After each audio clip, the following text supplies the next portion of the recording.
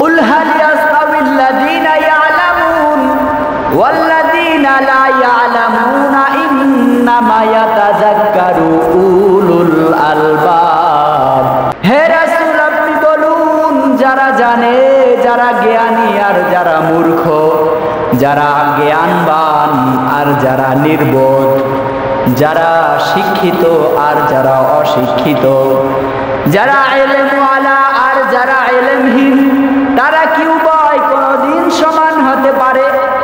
আল্লাহ তাআলা রাসূলকে প্রশ্ন করেছেন, আবার আল্লাহ নিজেই জবাব দিচ্ছেন, না, কোনদিন হতে পারে না। যারা জ্ঞানী আর যারা মূর্খ, এরা কোনদিন একই লাইনে একই সমান আল্লাহ তাআলার কাছে হবে নি ভাই? হবে না। দুনিয়ার মানুষের কাছেই তো হয় না, তাই না? যারা শিক্ষিত মানুষ, তাদের দেখবেন বিভিন্ন জায়গায় অনুষ্ঠানে দাওয়াত দেয়, বড় বড় অনুষ্ঠানে, সেমিনারে দাওয়াত দেয়।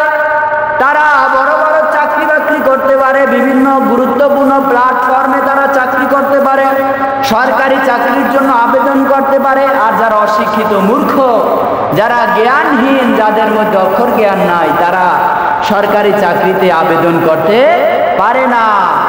প্রতিষ্ঠানের সার্টিফিকেট ছাড়া আর সরকারি কোনো চাকরিতে আবেদন করা সম্ভব নয়।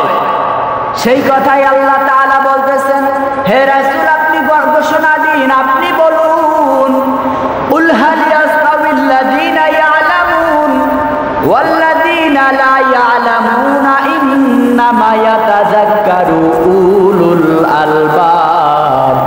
হে রাসূল, আপনি বলুন, যারা জানে আর যারা জানে না। এখানে আল্লাহ তাআলা বলতেছে, যারা ইলমওয়ালা, যারা কোরআন হাদিসের শিক্ষা গ্রহণ করেছে আর যারা কোরআন হাদিসের শিক্ষা গ্রহণ করে নাই, তারা কি উভয় কোনোদিন সমান হতে পারে? কোনোদিন সমান হতে পারে না।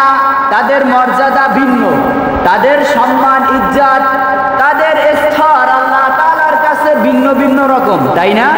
আল্লাহ বলতেছেন, ইন্নামা ইয়াতাযাক্কারু উলুল আলবাব।